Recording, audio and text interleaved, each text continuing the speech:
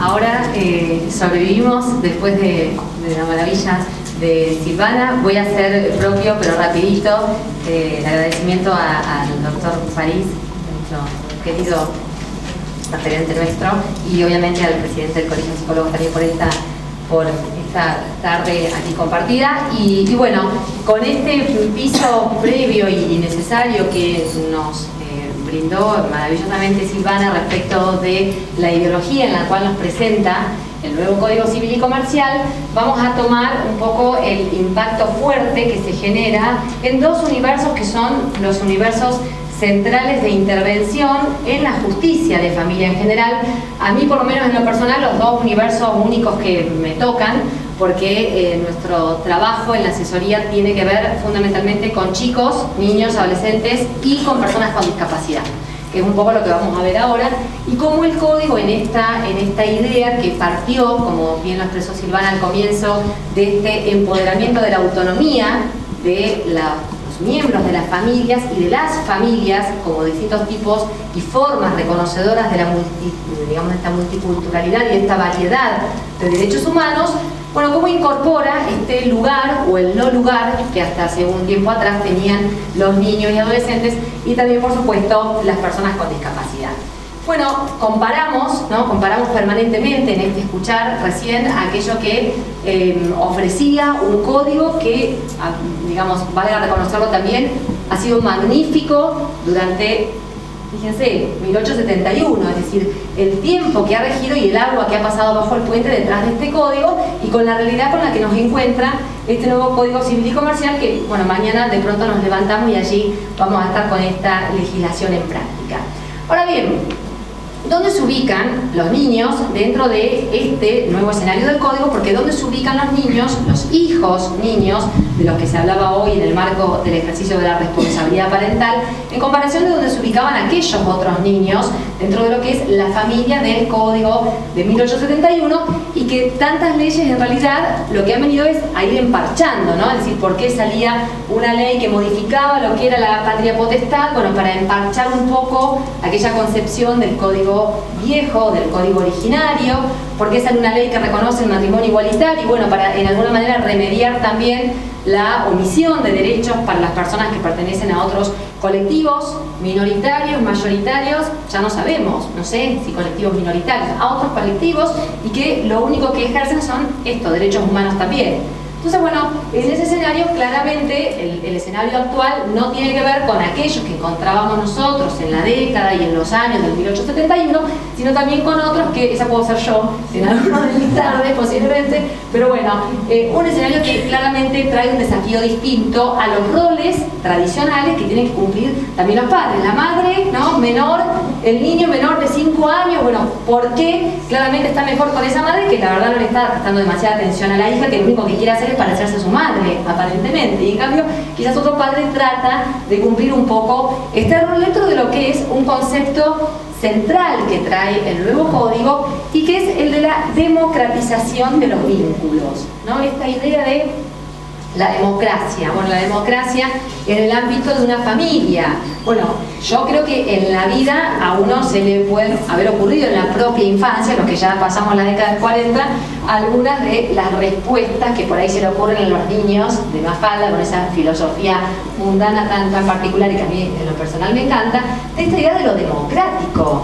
Yo la verdad no me crié en una familia muy democrática, por ejemplo, y posiblemente muchos nos criamos con mayor o menos democracia, y así estamos y sobrevivimos y vamos por el mundo. Pero seguramente que nos replanteamos a la hora de educar a los propios hijos, bueno, en qué contexto, qué tanto tengo que consensuar y qué tanto en realidad de autoridad tiene que haber, ¿no? En realidad, bueno, el padre no es un amigo, pero a ver, eso quiere decir que el hijo no opina. ¿Hasta dónde llega este ejercicio de la autonomía y de la opinión del niño en estos contextos? Entonces, bueno, un poco más seriamente que con Mafalda, un sociólogo italiano que tiene un libro, la verdad, corto, y que no es un libro para abogados, con lo cual lo menciono por si quieren chusmearlo, que se llama La infancia herida. Digo, yo lo entendí y no habla de nada de derecho con esto, con lo cual no es un libro dirigido al mundo legal. Él habla un poco de este lugar que se ha dado en la historia de las intervenciones de las distintas disciplinas al niño, ¿no? Al niño, a la niña, al adolescente, al joven. Cada infancia, dice, está destinada a transformarse en cualquier otra cosa, en realidad en su contrario, que es la edad adulta. Pero esto no significa que cada infancia esté allí solamente para preparar la edad adulta. Sin embargo, nuestra sociedad no hizo otra cosa que transformar la relación con la infancia en una constante pedagogía. Allí todo viene concebido como educación, enseñanza, dirección y naturalmente pensado hacia el futuro adulto. Cada pedagogía, para ser tal, debe presuponer siempre algo incompleto y algo que falta. Debe referirse a su objeto con el ojo benévolo y arrogante a la vez de quien debe llenar un vacío o un defecto, de quien debe vigilar sobre un no aún, ¿no? Y esto un poco es el espacio o el lugar que tiene el niño bajo aquella concepción que no es la que trae la Convención de Derechos del Niño, que no es la que trae las leyes de protección de derechos de infancia, ni menos aún la que trae el nuevo Código Civil y Comercial. ¿Bajo qué lugar nos ubica en esta nueva concepción? Bueno, claramente en esta doctrina de protección integral que Silvana nos explicó también hace un rato, incluso con las intervenciones diferentes, el Estado para los niños pobres o para los niños de clase media o para todos los niños, esta doctrina de protección con este plus especial para las personas en condición de desarrollo, ¿qué percibe? Que estas personas en desarrollo están en lo que nosotros llamamos una condición de vulnerabilidad, están expuestos a ser vulnerables. ¿Vulnerables a qué? A diferentes acciones, intervenciones o a omisiones, aquello que tal vez no hacemos y que al no hacer en realidad dejamos desprotegida a una persona que está en esta situación de vulnerabilidad especial. Entonces, por eso el derecho de infancia, lo que nosotros llamamos un derecho de infancia, que en algún punto tampoco hay que ver si es tal, es decir, el derecho de infancia no es un mundo aparte, que tenemos principios y reglas propias y los que sabemos de niños no sabemos del resto del derecho en general o a la inversa, sino que en realidad es una mirada distinta o un modo de ver distinto o atravesar todas las miradas que el derecho en todas sus disciplinas y en todas sus ramas tiene por esta noción de vulnerabilidad. Un abogado que dice yo me dedico a atender situaciones de niños, que dice soy abogado del niño, no tiene que conocer únicamente la Convención de los Derechos del Niño. Como un psicólogo que trabaja infancia no se ha dedicado exclusivamente a conocer y a formarse en relación a niños. Pero sí claramente hay algunos ejes o algunos puntos que nos marcan cómo va a ser la intervención del Estado en todas sus áreas, judicial, administrativo, ¿no? Este Estado administrativo que decide dejar un niño al cuidado de alguien y decirle mejor no digas nada y espera que pase el tiempo. ¿Está viendo también a este niño en la condición de sujeto de derecho? ¿O lo está viendo como un objeto que hay que ubicar en algún lado y como no hay lugares, como decía la nota, entonces en algún lado tengo que ponerlo? Bueno, vamos a ver dónde lo ponemos y queda más cómodo. El interés superior del niño, que vamos a ver un poco de qué se trata. Concepto, peligroso, si los hay, en el ámbito del derecho también, y hay que decirlo con ese término, porque la verdad es que al amparo del interés superior del niño, los propios abogados, los propios operadores, hemos hecho o se han podido hacer las cosas más diversas, ¿no? En el interés superior del niño a veces se decide en favor de la familia biológica, en el interés superior del niño se decide en favor de la familia adoptiva y en el interés superior del niño se decide que vaya a un ámbito institucional o alternativo. Entonces, este interés superior del niño, que ha sido en la época de los jueces de menores, digamos, una suerte, como dice Maribel, un cheque en blanco, ¿no? Bueno, vos decidís con el interés superior del niño, para eso sos el juez de menores y se supone que sos el que sabe qué es lo mejor. ¿El interés superior del niño es esto? ¿Qué es lo mejor? No, claramente que no. Digamos, es otra valoración que tiene que ver con construir derechos, con adjudicar derechos, y no lo que a mí me parece mejor, que para él no va a ser lo mejor y para él otra cosa va a ser lo mejor para un niño. No es este juez que interpreta como un juez bondadoso, como el mejor juez, como el mejor padre de familia, que es lo mejor para un niño en un contexto determinado. La autonomía progresiva, que vamos a ver hoy, todo este tema de las capacidades progresivas, sobre todo lo que tiene que ver con derechos personalísimos, y obviamente el derecho de los chicos a ser escuchados en los juicios y antes que esto, en el ámbito de las propias familias, ¿no? Cuando el código habla de esta idea de, bueno, cómo se define quién ejerce la responsabilidad parental, compartido, y qué acuerdos hacen. Decía Silvana, el Estado judicial es plan B. Primero los padres, después el Estado judicial. Pero entonces, si cuando vienen a la justicia hay una obligación de escucharlo para definir su derecho, se supone y se exige, y el Código así lo exige, que cuando los padres se sientan a ponerse de acuerdo, bueno, ¿cómo vamos a llevar nuestra vida separada de ahora en más? Hicieron parte, pero parte en el sentido de opinar y de tener una importancia al hijo en ese plan de parentalidad. Entonces, claramente son, digamos, algunos de aquellos como ejes centrales que tiene esta doctrina de la protección integral de infancia.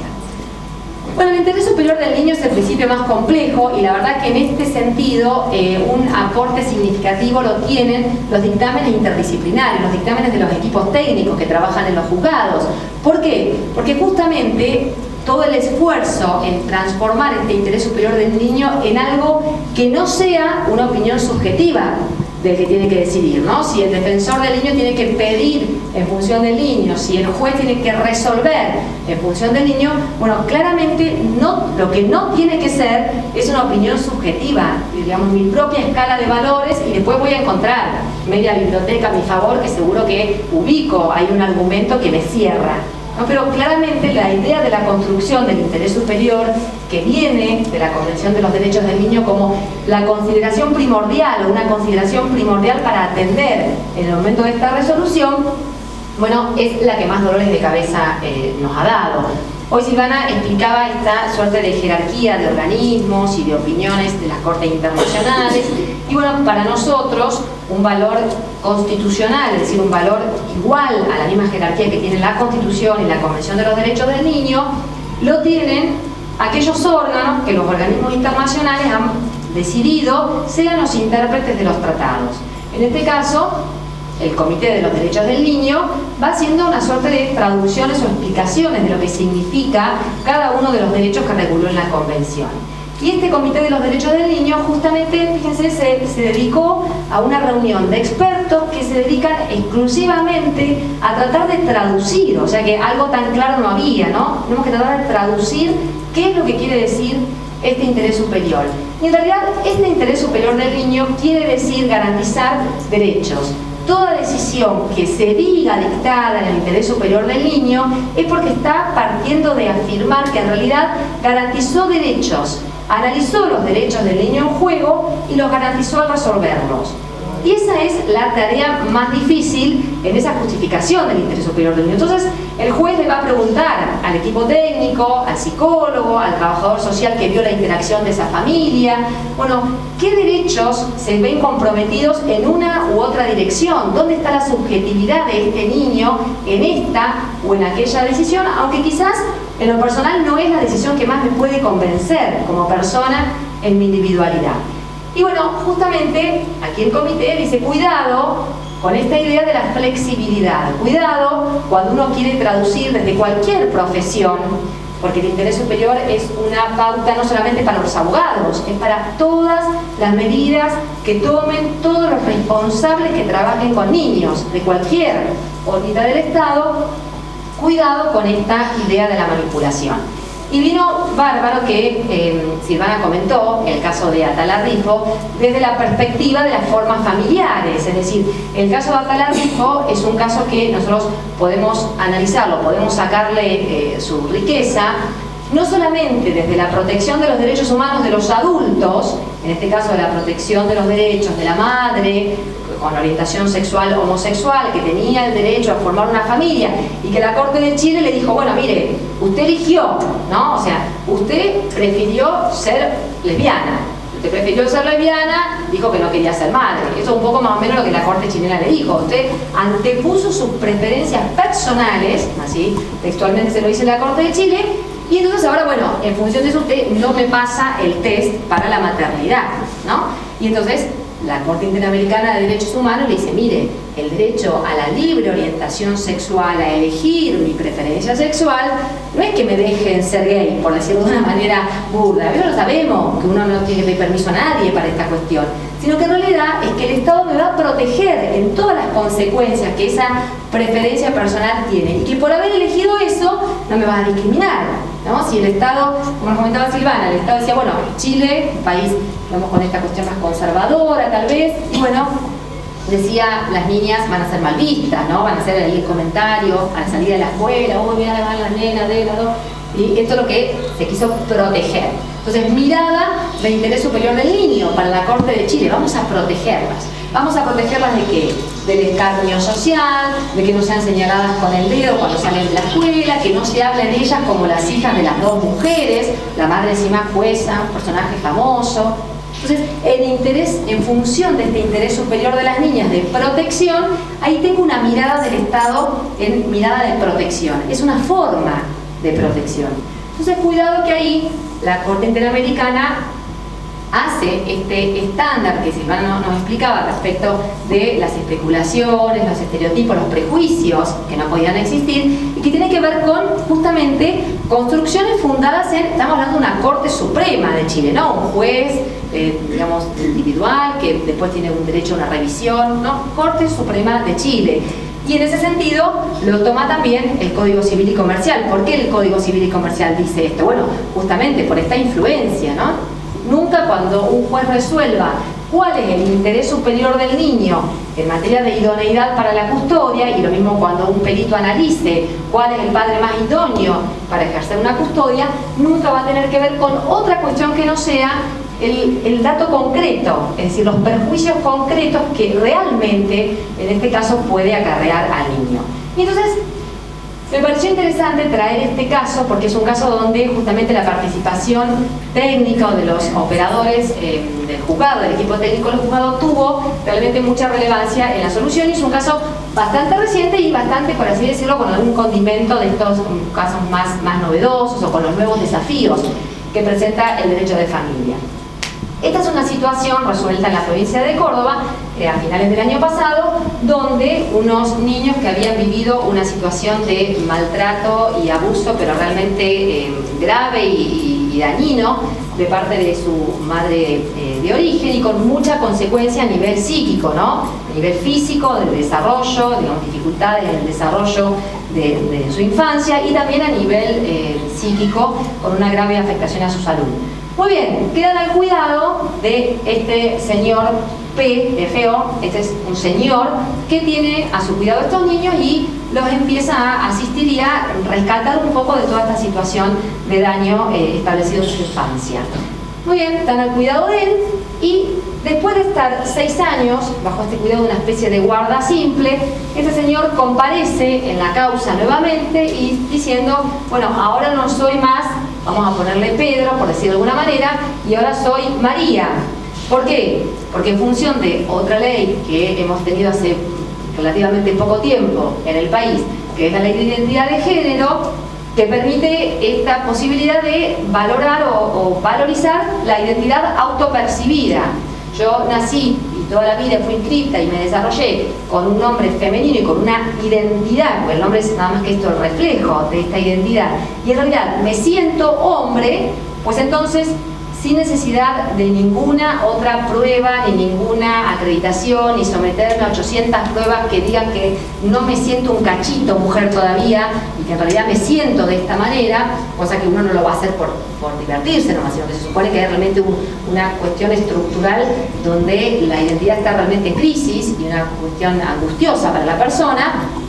Voy al registro civil y entonces pido la adecuación registral a mi identidad de género, ¿no? Me opere o no me opere, no importa, pero digamos la adecuación de registrar mi imagen, mi foto, mi nombre, mi sexo, mi género, bien, a la nueva identidad. Bueno, entonces aquí aparece, y entonces aparece ahora este señor, que en su momento se hizo cargo del cuidado de estos niños, aparece entonces ahí ahora como la señora, que es quien ahora con esta nueva identidad dada por el cambio registral, aparece presentada como pretensa madre adoptiva. Entonces, dice ahí, el juzgado analiza esta cuestión, y ¿qué puede hacer el juzgado?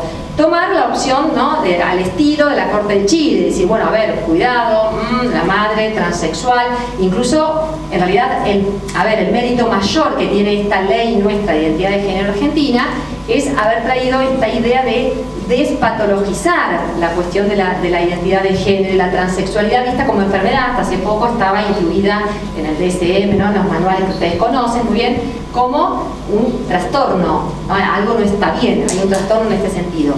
Esta ley argentina, que es de las más novedosas, de las más progresistas a nivel mundial, pero en un buen sentido, no como el del empleado como el funcionario del registro del triple vínculo, pues despatologiza esta idea de la crisis de identidad de género, y entonces ya no es una cuestión que tenga que ver con enfermedad, ni con cuestiones médicas, ni con cuestiones de desvío psíquico. Entonces, bajo esa perspectiva también de esta ley, es que aquí el juzgado dice, bueno, bajo el amparo de esta ley de identidad de género, este señor Pedro es hoy María, puede vivir de acuerdo a esta categoría, y esto de ningún modo me parece que es perturbador para la vida ni para la psique de estos chicos, que en realidad lo que van a reconocer es en ella, como adoptante y como mujer, a quien están viendo y que les ha criado de esta manera en este transcurso de los últimos años. Los chicos habrán vivido este proceso de evolución, digamos, de esta señora, que es lo que es actualmente conforme a su identidad elegida, han vivido ese propio proceso. Entonces, ¿dónde podría estar el supuesto daño mayor, ¿no?, en ese sentido? Entonces, la importancia que tiene acá también el dictamen interdisciplinario al momento de construir esta resolución, porque, bueno, aquí tanto la perito psicóloga que interviene en primer término como el cuerpo técnico que interviene después, hablan de esta idea de lo que realmente se valora desde la perspectiva emocional, es decir, que ustedes conocen obviamente mucho mejor que yo, y yo no conozco claramente sobre esto. Entonces, hablo de esta idea del vínculo, es decir, dónde está la cuestión de la afectividad o de aquello que emocionalmente pudiera ser negativo para la historia de estos chicos. Bueno, claramente no lo está. A partir de ahí, es a partir de donde se construye este interés superior, en este caso concreto, y que importa convalidar esta adopción y convalidarla a carácter pleno, es decir, con una inserción plena de estos niños, que de no haber sido por los cuidados de esta hoy señora, posiblemente su historia sería otra todavía mucho más dramática o más drástica. Muy bien. ¿Qué otro principio trae también la Convención en este sentido, y donde claramente hay un mix o una relación importantísima entre lo que es la visión del derecho, la visión del abogado y la visión de lo que es el peritaje y la intervención interdisciplinaria? Bueno, a nadie se nos ocurría contestar así, a mi mamá. Yo después de eso recibí un bollo, ya les digo, claramente que sí. Pero bueno, posiblemente hoy nuestros propios hijos nos pueden llegar a decir esto, y a ver, más allá de este toque de humor, tiene que ver con esta idea de la autonomía progresiva, con esta ficción que también, donde el derecho estaba como muy divorciado de la realidad. Un chico no es incapaz para todo, hasta el día que se acostó a los 17 años, mañana tiene 18, se levantó y de repente es una persona capaz que puede llevar por el mundo por delante y hacer, digamos, de su vida todo lo que hasta ayer no podía hacer, salvo algunas excepciones que el código traía para casos concretos. Entonces, lo que mira esta idea de la autonomía progresiva, como su propio nombre lo dice, es esto del progreso, ¿no? Como una especie de una escalinata donde los chicos, ustedes lo conocen mejor y no hace falta insistir sobre esto, bueno, las personas vamos ganando en autonomía todo el tiempo, y se supone, salvo algunos casos puntuales, que a medida que uno va creciendo y va ganando en madurez y desarrollo, pues eso entonces tiene que ir de la mano con el reconocimiento de derechos.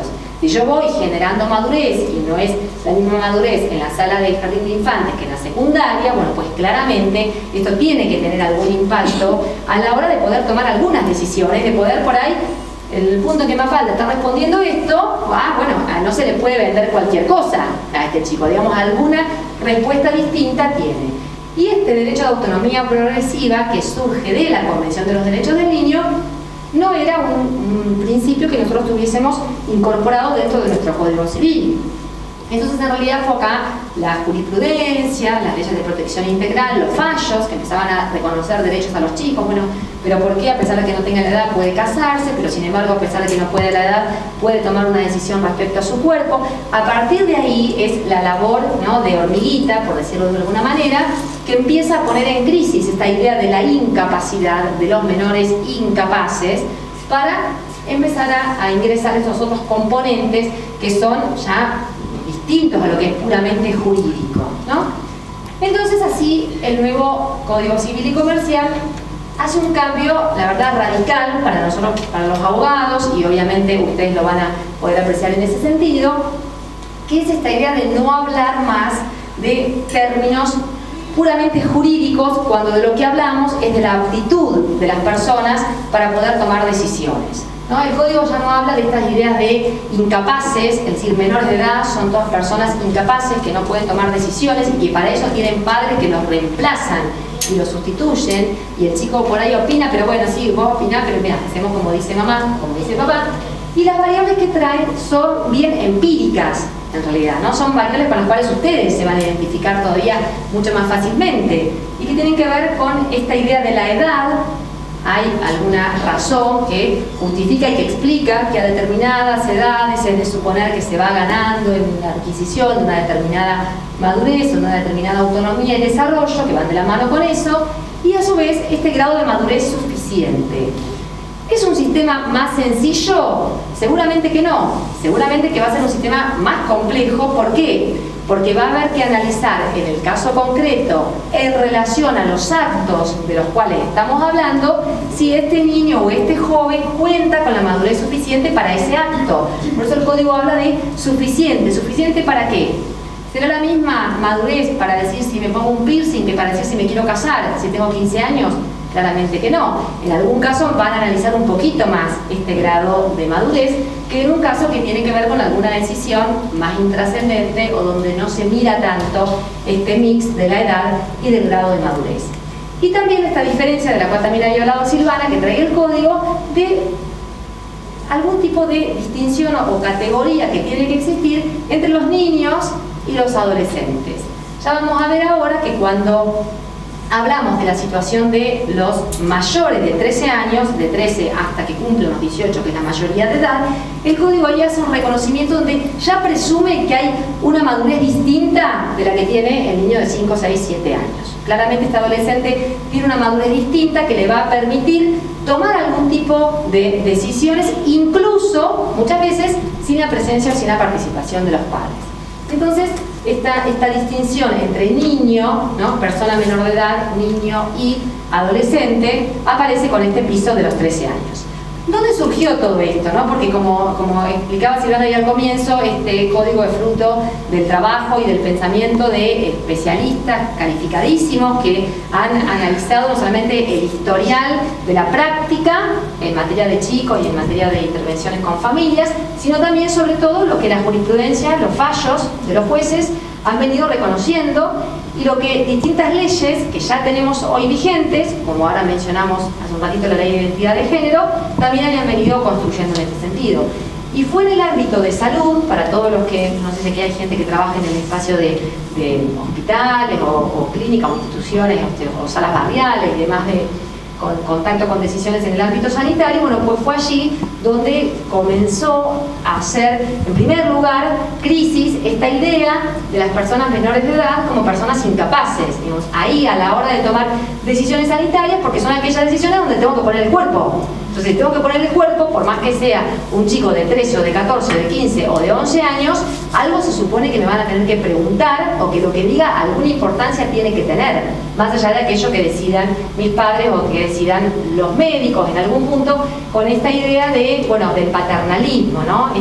Esta cuestión que, a ver, tal vez nos pasa a todos cuando vamos al médico, ¿no? Uno también va al médico y dice, bueno, él es el que sabe, más vale que me diga, bueno, ¿usted qué dice? ¿Qué hago? ¿Me opero? ¿No me opero? Porque uno deposita esta cuestión de confianza, y ni hablar del consentimiento informado para los adultos, que también nos lo pasan por alto más de una vez cuando vamos a realizar algún tipo de práctica, por esta idea del paternalismo. Si el paternalismo es tal hacia el paciente que somos mayores de edad, pues más aún lo es para el paciente menor de edad que está en esta situación de crisis sanitaria.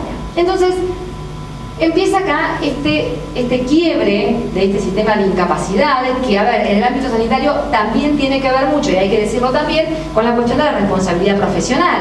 Es decir, para el médico claramente va a ser mucho más garantista, o en algún punto va a traer mayor tranquilidad o mayor seguridad el hecho de contar con la presencia del representante legal del chico que le dice que le da la conformidad para hacer o no hacer una determinada práctica, que si en el caso particular se va a fundar en decir, bueno, tenía madurez para opinar, tenía madurez para negarse. Entonces, eso también, el sistema hace su propia resistencia, y los espacios de salud también muchas veces no son muy permeables para recibir toda esta nueva doctrina, y en lo posible, si también lo puede firmar un juez que también diga que sí, pues mejor, porque entonces ahí nos quedamos todos tranquilos, porque habrá un juez cuya cabeza vamos a poner ahí en tela de juicio en tal caso. Entonces, hay un primer cambio en esta mirada que trae el código hoy, y que es el que trae la Ley de Derechos del Paciente. La Ley 26.529 que se sanciona en Argentina en el año 2009 y que establece los derechos del paciente en todas las áreas de la salud, o sea que claramente nos incluye aquí a los presentes también. Lo que hace es catalogar, de alguna manera listar todos estos derechos fundamentales, derechos humanos, que en realidad tiene que recibir protección la persona siempre que esté en un ámbito sanitario, ¿no? Desde el dentista hasta la terapia, hasta el ámbito médico, la internación, en el ámbito de salud física, salud mental, el que fuese, ¿no? Derecho a la asistencia, a ser tratado de manera digna y respetuosa, a la intimidad, a la confidencialidad, ¿no? Lo que uno sabe su médico se supone que no se divulga más allá de eso, a la autonomía personal, que es el derecho estrella de esta cuestión, y el consentimiento informado, a la información, la interconsulta médica y el derecho de la historia clínica, ¿no? El hecho de que la historia clínica no es algo sagrado, que parece que voy a tener que venir con el grupo G o buscar la historia clínica, sino que en realidad es un documento mío y que está en la clínica en este momento porque me estoy atendiendo acá, pero si yo lo quiero tomar e ir a hacer una consulta en la vereda de enfrente, la historia clínica es un documento mío y personal, y en ese sentido la posibilidad de reclamarla.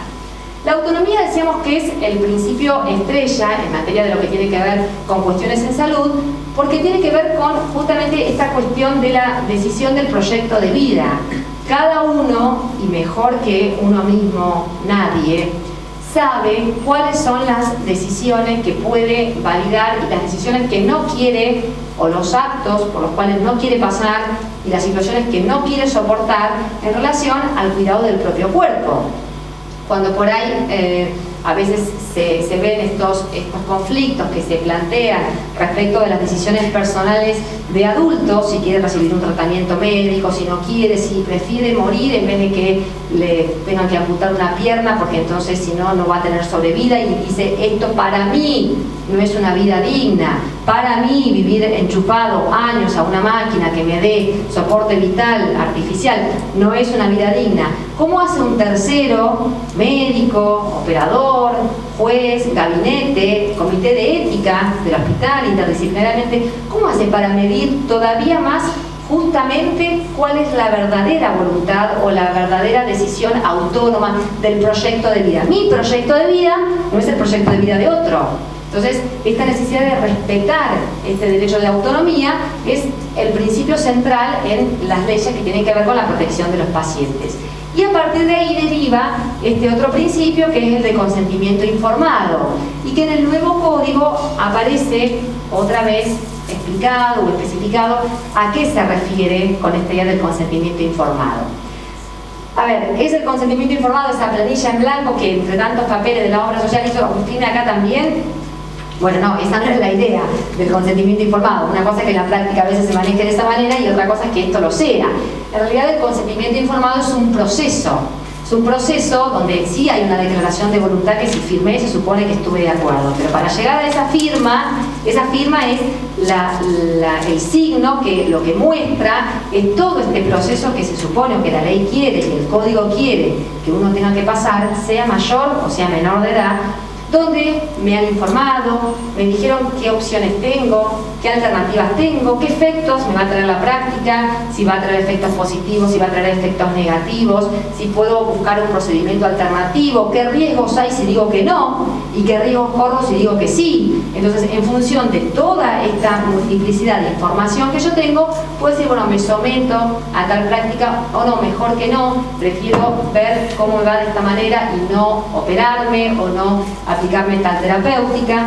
Entonces, en función de todo ese proceso donde se traba esta relación médico-paciente, únicamente no, sino también médico, el equipo, sobre todo en enfermedades complejas, con el paciente se llega a esta idea o este resultado que es el consentimiento informado. Y el derecho también a rechazar tratamientos, ¿no? La ley de derechos de los pacientes se difundió como la modificación de la ley de los derechos de los pacientes hace 2 años atrás como una ley de muerte digna.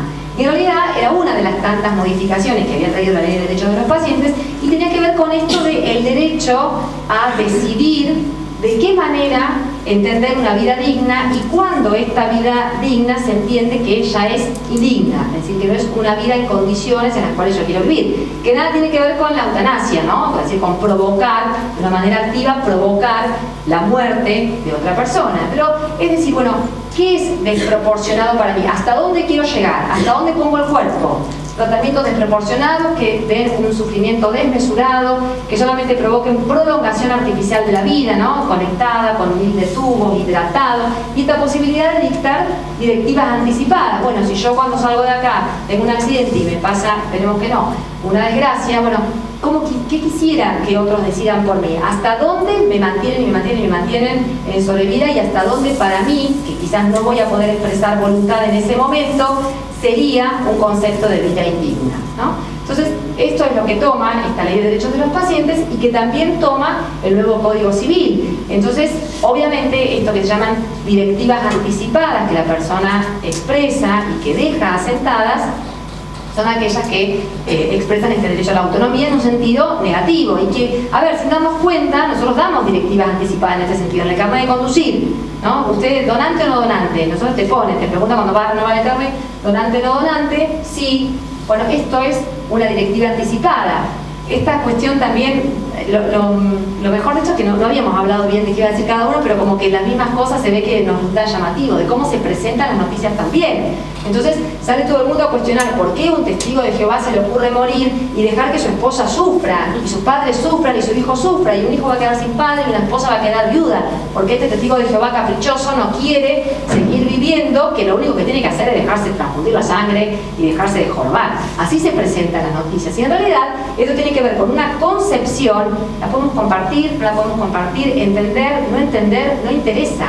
Esa es la propia concepción personal que hace que para esta persona es preferible la muerte porque la vida en aquella condición ya es indigna por su propia escala de valores. Entonces, en ese aspecto, obviamente la persona mayor de edad puede dar ese tipo de directivas anticipadas y en ese sentido el código sí exige que sea una persona plenamente capaz.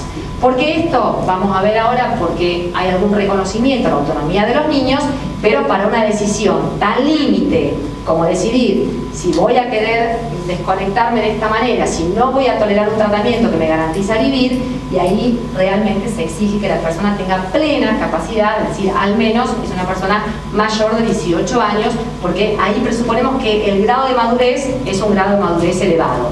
Si pensáramos... Sí.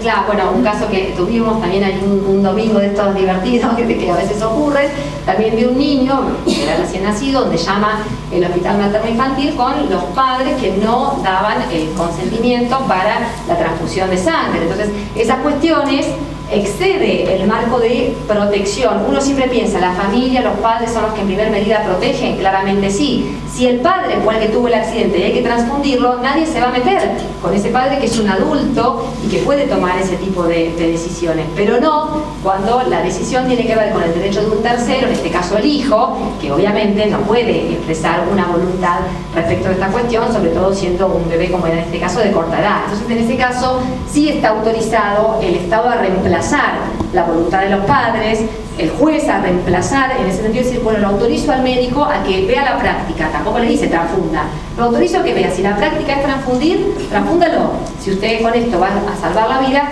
transfúndalo. ¿Por qué? Porque en esta escala de valores ya es un derecho de un tercero, ¿no? Yo puedo ponerme hasta aquí y si cada vez que me empiezo a correr, lo empiezo a molestar al que está al lado y le empiezo a correr y le pongo la música fuerte y a la noche y lo empiezo a jorobar a mi vecino, bueno, mi derecho termina donde empieza el del otro. Con más razón en estas cuestiones donde el hijo es un otro. Si no se ve de esta manera, el hijo es en realidad, bueno, algo más de acá de esta familia y una prolongación nuestra, un apéndice nuestro como padres, que como a mi convicción de valores no admite la transfusión de sangre, tampoco la voy a admitir para el hijo que no es visto como un sujeto distinto, ¿no? Entonces ahí claramente aparece la intervención de la justicia en esos casos en que así corresponde. ¿Qué otra novedad trae el código también y que por supuesto va a movilizar también a ajustar algunas cuestiones en las prácticas que se vienen teniendo hasta ahora en los servicios de salud? esta incorporación de la figura del allegado, ¿no? Que bueno, algún médico, yo he hablado en estos tiempos y dice, pero esto del allegado, ¿usted qué quiere? ¿Yo cómo voy a saber quién es un allegado? Claro, porque te dice, no, pará, es el padre, me va a traer el partido de nacimiento, el documento de la esposa, pero el allegado, ¿cómo hago yo para saber si es un allegado, no? Pero ¿a qué apunta esta cuestión? A esta situación que no todas las personas van a comparecer en una situación a un servicio de salud con la madre, el padre, y si no lo hay hijo, no hay un hijo mayor de edad, si no hay un representante legal en el caso de una persona con discapacidad, bueno, el allegado, que puede ser la persona de confianza, puede ser mi amigo de toda la vida y la persona que me ha cuidado, podría ser la niñera que me cuidó desde que mis padres desaparecieron y quería su cuidado, tal vez. Puede ser cualquier persona que represente este vínculo de protección y de vinculación afectiva, estaría también de lo afectivo en el ámbito del ejercicio de los derechos personales, y cuya opinión también va a ser trascendente al momento de tener que dar este consentimiento informado, y que por eso el código lo toma en este sentido. Ahora bien, el problema mayor viene a la hora de regular qué pasa con la situación de las personas menores de edad, qué pasa con la situación de niños y adolescentes en estos contextos de salud.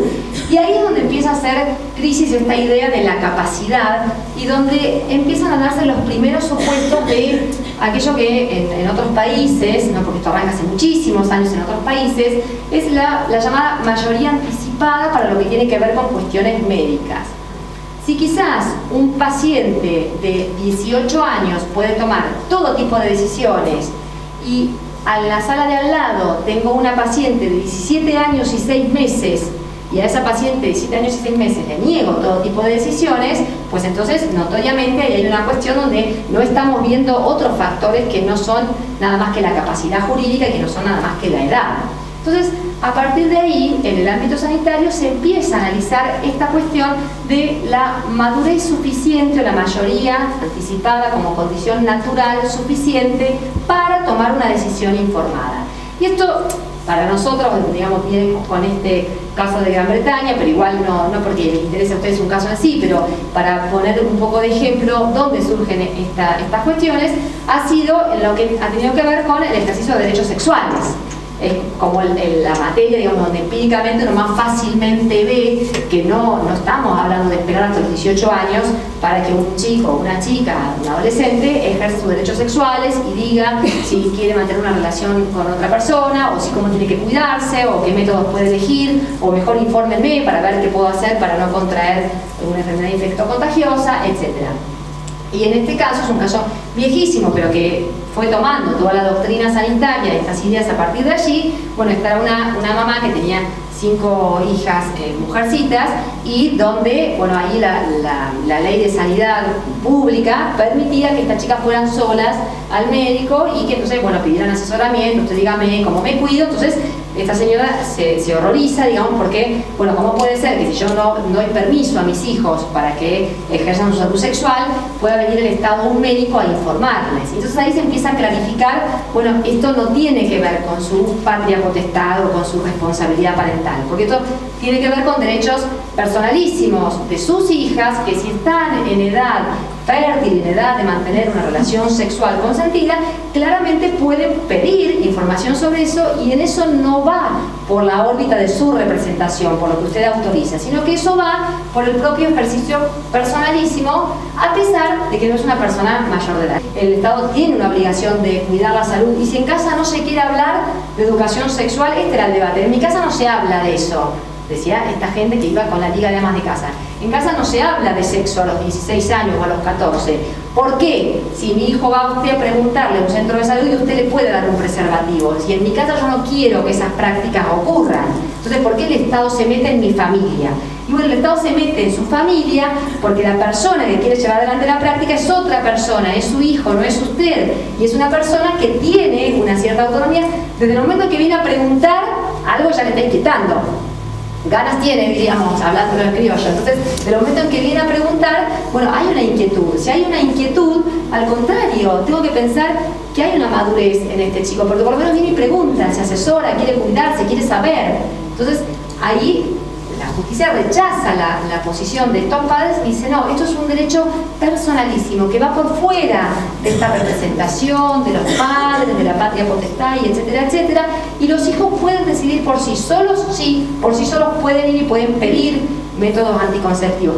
Ahora, si vamos a hablar de una intervención quirúrgica para colocarse un DIU, bueno, claramente ahí íbamos a convocar a los padres, pero para todo lo que tiene que ver con información y acceso a métodos, ahí entonces lo toma la Ley de Derechos de los Pacientes y ahora de este derecho a intervenir en los términos de la Ley de Infancia o conforme a todos los criterios de la Ley de Infancia, que el parámetro es justamente esta idea de autonomía progresiva para toda decisión que tenga que ver con tratamientos médicos o biológicos que involucren la vida o la salud de estos niños. Ahora, ¿cómo interviene? Es la pregunta, porque intervenir es un término muy genérico. Entonces, es lo mismo un niño, es lo mismo la situación de un adolescente, que además, si yo no le explico, lo va a ir a buscar por internet, seguramente. O sea, que no hace falta que haya quizás alguien que decide acceder, dejarle que acceda a algún tipo de información. Entonces, obviamente, las condiciones por las cuales vamos a pensar que un chico, aún siendo menor de edad, puede tener una determinada madurez o una determinada autonomía, no va a estar ajena a esta cuestión de pensarlo desde una perspectiva también prudencial. Si voy a tener que mirar cuándo me parece también prudente que este niño tenga realmente una posibilidad de autonomía, porque si voy a decir que el chico de 16 es igual que el chico de 5, estoy entonces desprotegiendo al de 5, que sí necesita una mirada adulta en la toma de sus decisiones. Entonces, bueno, a partir de ahí, varios criterios que, a ver, si se toma el lugar de un médico que tiene que tomar una decisión al margen o bajo la sombra del nuevo código ahora, de cuándo entender que está con un paciente competente, es decir, un paciente que puede entender, o de un juez que tiene que decidir si se convalida esta opinión del chico en el sentido A o en el sentido B, pues entonces, con el equipo, con el comité de ética, con el equipo interdisciplinario del hospital, con el equipo técnico del juzgado, pues van a tener que valorarse todos estos criterios estimativos que no son puramente una cuestión de edad, que es la cuestión rígida que los abogados hemos tenido, ¿no?, en los códigos civiles respecto de lo que implicaba la aptitud o la capacidad para tomar decisión. El derecho a la información, de modo adecuado a las posibilidades de comprensión, a la competencia, a pesar de que se informe al representante legal también, al niño se escuchará su opinión, sin perjuicio de que suministre la información a los adultos, debe promoverse su participación en la decisión según su competencia y discernimiento, es decir, todos estándares que existían, únicamente ir a la justicia en el caso donde realmente hay un conflicto de intereses y donde el equipo técnico de los hospitales, el comité de ética sanitaria, no puede saber cuál es la mejor decisión para el paciente, pero no ir al juez por todo, ¿no? Que esta es una práctica también que está como muy incorporada y que, bueno, se va al juez por todo. Les decía hoy hace un rato, un cambio, la verdad, importantísimo en materia de derecho al cuerpo de chicos y jóvenes, o esta ley de identidad de género, que lo comentábamos para el caso de la madre adoptante, pero resulta que también los menores de edad pueden cambiar su identidad de género. Sí, pueden cambiar su identidad de género. Ahora, si vamos a hablar de la operación, es decir, de la intervención quirúrgica para modificar el sexo, bueno, ahí sí vamos a necesitar una autorización judicial porque ya la decisión es un poquito más gravosa. Pero para lo que tiene que ver con el reconocimiento de la autonomía, y en esto ustedes van a debatir posiblemente con mucha más riqueza que lo que uno puede analizar desde este lugar, fue también este caso que lo conocimos, ¿no?, por las noticias, salió en varios diarios, ahí yo tomé esa nota para copiarla textual, pero en realidad el caso de una niña que cuando empieza todo este periodo tenía 4 años y cuando se obtiene el nuevo documento de identidad acorde a su identidad de género, es decir, había nacido como niño, ¿no?, y aparentemente, por lo que cuenta la historia y por lo que cuenta lo que se escribió después sobre esto, bueno, un equipo del Hospital Durán interdisciplinario atendía a esta niña y quien aparecía como un niño nacido como tal, pues al poco nunca manifestó ningún tipo de gusto, ni ningún tipo de identificación, ni ningún tipo de nota que diera cuenta de que era un niño, y en realidad su identidad venía forjada aparentemente como una niña, y entonces ahí el Estado autoriza, ni siquiera por una vía judicial, sino que en la órbita administrativa se avala este cambio de identidad de género, que era la niña acompañada de su madre, que como representante legal daba esta conformidad, y con la valoración del grado de competencia o de autonomía o de madurez que venía dado por toda esta valoración interdisciplinaria del Hospital Durán, que venía interviniendo, y donde realmente entiende que, fíjense la distancia, ¿no? De 6 años a 18, si faltaba una distancia para pensar que era un mayor de edad, claramente le faltaban muchos años para ser mayor de edad, pero acá está visto que entonces no es una cuestión que se mire desde la capacidad, sino desde otros factores que son más interdisciplinarios y que exceden lo que tenga que ver con lo jurídico. Muy bien, y acá va a ir empezando el baile para todos al momento de puesta en práctica del Código Civil y Comercial. ¿Por qué? Porque en realidad, si bien el principio general es que si, por ejemplo, mi hijo tiene que ir a anotarse a la escuela, se supone que voy a ir yo y voy a firmar el contrato con la escuela, y si tengo que ir a la obra social, se supone que voy a hacer yo y lo voy a afiliar a la obra social, y todo lo que tiene que ver con actos jurídicos, los menores de edad, las personas menores de edad, son representadas por los padres. Sin embargo, si estamos en presencia de una persona menor de edad que tiene estos componentes de una edad y madurez suficiente para un determinado acto, estos actos son ejercidos por sí. Entonces, si a la hora de decidir un tratamiento de salud, la persona menor de edad tengo la edad y la madurez suficiente para opinar sobre el tratamiento de salud y para decidir sobre el tratamiento de salud, no aparece acá esta figura de la representación. Ni siquiera aparece como una cuestión optativa, sino que la persona que cumpla con estos requisitos, indica el código y así debería seguirse, va a ser la que va a poder tomar la decisión válida y la que su decisión válida va a tener que ser respetada. Entonces, en esto se genera como, vieron así como la balanza, ¿no? Con los platillos, o sea, a medida que el hijo va ganando esta autonomía o esta madurez en el ejercicio de sus derechos, pues la representación de los padres va cayendo, y a medida que la representación cae, también quiere decir que si entro en conflicto de intereses con mis padres, que no están de acuerdo para el acto que yo sí estoy pidiendo y mi autonomía es suficiente, pues entonces va a ser mi decisión la que va a prevalecer. Entonces, no siempre el padre decide lo mejor o quizás con la mejor intención, pero no siempre eso va a ser lo vinculante a la hora de decidir sobre derechos personales del hijo. Y acá, este artículo 26 del Código es como la mayor novedad o la parte más revolucionaria, digamos, de toda esta modificación, que es tratar de hacer práctica o tratar de hacer regla toda esta idea de la mayoría anticipada o de la autonomía progresiva en el ámbito de salud. Fíjense, 13 años, dijimos que cuando hablábamos de una persona menor de 13 años era un niño, y cuando hablábamos de una persona mayor de 13 años era un adolescente. Entonces ya de por sí, eso de ser un adolescente se supone que me daba más madurez y se supone que me da más derechos. Entonces ya estas personas mayores de 13 ya son un poquito distintas a las menores de 13, por decirlo de esta manera más sencilla. Muy bien, y a su vez el código toma esta edad de 16 años, que tampoco es que un día dijeron, bueno, vamos a elegir una edad, elijamos los 16, sino que también tiene que ver con analizar en el derecho de otros países y en las historias y la jurisprudencia de otros países, bueno, más o menos a qué edad, cuál sería la edad donde en términos de salud, en términos sanitarios, se entiende que hay todavía un poquito más de madurez que, por ejemplo, los 13. Entonces toma esta edad de 16 años. Entonces hace como un sistema mixto.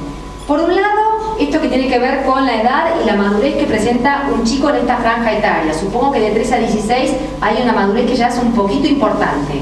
Y por otro lado, el tipo de tratamiento de que se trate.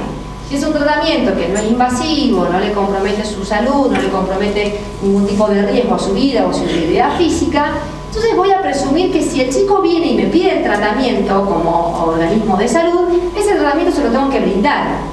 Y no tengo que esperar y decir, bueno, no, pero vení con tu mamá, vení con tu papá. ¿Es riesgoso? Disculpame, sí. Eso se me viene a la mente. En mi caso, un tratamiento psicológico.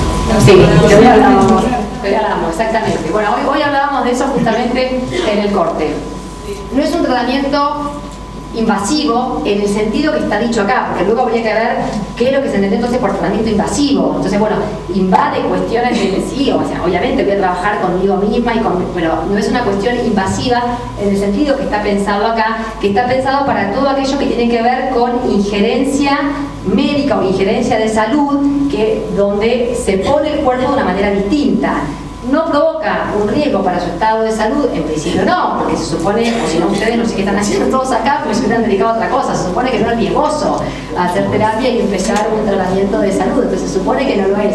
Con lo cual no estaría pensado en este sentido, y en ese aspecto uno debería deducir, o por lo menos yo te contesto lo que es mi opinión, que un chico de 13 a 16 años que pide una terapia es un chico que puede ser atendido. Y si incluso la madre o el padre dice, no, a mí usted no me gusta, después quien te pague no sé. Ahí no sé, pero a mí no me gusta que se mejor usted. Bueno, si uno está de acuerdo, hoy hablábamos de eso también hoy antes, si uno está de acuerdo y el otro no.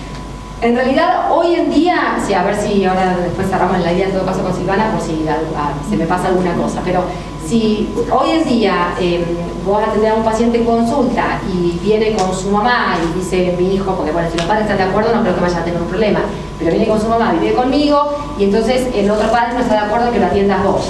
Ahora, en el nuevo régimen, en realidad vamos a tener, como hoy bien explicaba Silvana, un ejercicio de la responsabilidad compartida. La idea es que vivamos juntos, vivamos separados, la responsabilidad parental sigue siendo compartida. Con lo cual se supone que aunque la hija viva con él, y entonces él sea el que te trae, mi responsabilidad parental es también compartida. Entonces cuidado, porque eso sí implica que también estoy en esta posición de tomar decisiones y de estar de acuerdo o no estar de acuerdo, ¿no? Perdón, me parece, disculpen, pero me parece que acá hay que diferenciar, claro, como está diciendo Silvia, dos cosas. Se trataría en principio de un tratamiento no invasivo y por lo tanto de 13 a 16 años el niño podría requerirlo, pero eso es una cosa. Por otro lado, ¿quién paga? Que es otro tema y que es absolutamente necesario aclararlo. Yo creo que ahí es, aunque la responsabilidad sea compartida, sí para el quién paga y esa contratación, digamos, es necesario saber cuál es el adulto que está prestando su asentimiento, pero no porque el otro te pueda decir por qué sometiste a mi hijo, sometiste a tratamiento sin mi permiso, digamos. Porque tiene de 13 a 16 años y él lo pidió. De todas formas, a ese padre no vas a poder exigirle el cumplimiento de tu honorario, pero es muy diferente a tener una denuncia por haberlo tratado. Creo que son dos cosas distintas.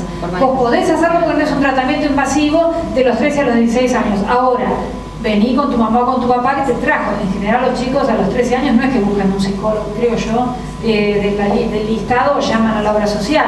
Entonces ahí evidentemente hay alguien que acompaña y que será el que pagará la consulta. Ahora, sí puede el niño joven, ya no el niño, el adolescente, pedirlo. Y creo que efectivamente, como dice Silvia, lo invasivo tiene que ver cuando se pone en riesgo la salud y un tratamiento es precisamente para evitar, creo yo, ¿no? Porque uno va al psicólogo para evitar, más allá de que a uno, que el tratamiento en sí pueda implicar, bueno, toda una serie de una conmoción en el chico que en el fondo es para que esté mejor, pero de ninguna forma creo yo que pueda ser considerado como un tratamiento invasivo. Yo pensaba en función de si el padre resolvería al chico porque quería que haga terapia, el hijo está de acuerdo, pero la madre no. Claro, sí, pero en principio ahora, a partir de agosto, ahora no, a partir de agosto el cuidado se presume, claro, que es compartido. El tema sí, no, que por el consentimiento, esto se hay que pedir consentimiento. Claro, sí. Claro, pero vos fíjate, por ejemplo, en ese mismo ejemplo, el chico viene y te dio con la mamá, porque esto incluso a nivel, por ejemplo, de los conflictos entre, bueno, el chico no está de acuerdo con el psicólogo que eligió la madre, que eligió el padre. Entonces, ¿cuál sería también la opinión que tiene prevalencia? Claramente la opinión del chico de 13 a 16 que podía hacer o tomar esta decisión de iniciar una terapia y trabar este vínculo profesional, podía hacerlo solo, pues entonces su opinión va a tener un peso más relevante, por más que todavía esté bajo la autoridad o bajo la responsabilidad de sus padres, ¿no? En este sentido. No, esto también cambia todo el aspecto ético. Yo estoy cansado en el colegio de ver denuncias contra los psicólogos que resultan los patos de la boda de la pelea de los padres con el hijo, que es el botín de guerra. ¿Correcto? Entonces, lo que decía el Código de Ética del Colegio de la Provincia de Buenos Aires y la FEPRA, decía que era aquel que tenía la tenencia. ¿Se acuerdan? Ahora, con lo que yo estoy viendo, se va a tener que volver a repasar esa cuestión, porque en última instancia el nuevo código quiere que el niño sea oído. Exactamente. Exactamente. Entonces yo digo, ustedes como psicólogos, cuando tengan que explicar el consentimiento, se lo explicarán, pero con la firma del niño de 13 a 16 años, ¿es suficiente? Claro. Sobre todo en caso de personas en proceso de separación, porque ese es los líos que tenemos en el colegio, que nos cuesta, ¿cómo? Es el punto del conflicto. Por eso te digo desde el punto de vista ético. Creo que Esto se modifica. a partir del nuevo Código Civil, creo que se van a disipar un montón de estos conflictos, porque al ser oído el niño y dar su consentimiento, con uno yo lo veo como un proceso, porque el niño es oído hoy y de todas formas hay en el imaginario social que los que deciden son los padres. Sí. Y es un tema de generación. El niño puede ser oído hoy como hace toda la historia, pero hay un código que avala esa Claro, pero va a escucha. ser un proceso, me parece. Como todo, es verdad. Y es que también Pero a la práctica nuestra creo que tenemos algo que nos va a avalar. Ahora tenemos una. hay un aval que no es un aval menor. Menor de 13 no.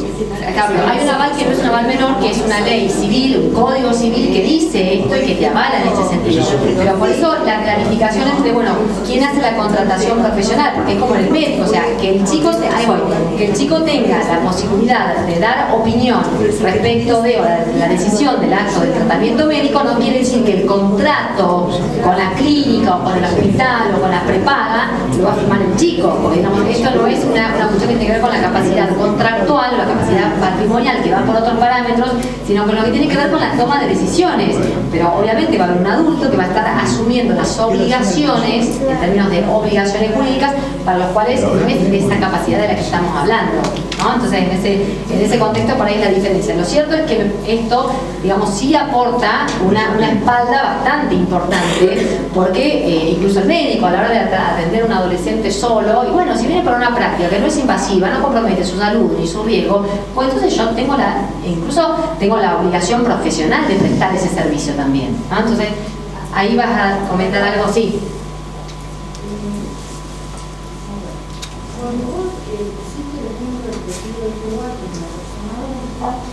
Sí.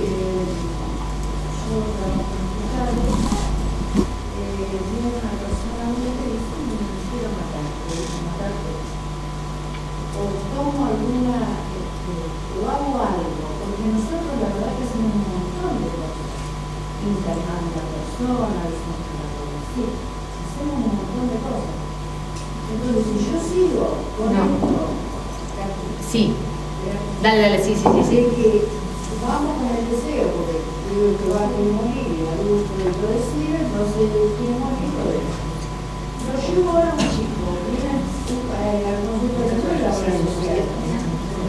Una suerte, van a los hospitales. Sí. De 14 años, todo se corta, porque no quiere que vivir esa madre y se está paseado.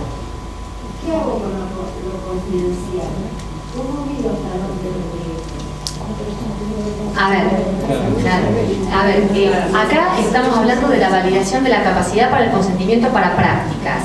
El ejemplo de una persona que viene y dice, yo me quiero matar, digamos, esto es un acto de lo que jurídicamente es un suicidio, y el suicidio, la instigación al suicidio o la asistencia al suicidio está penado incluso.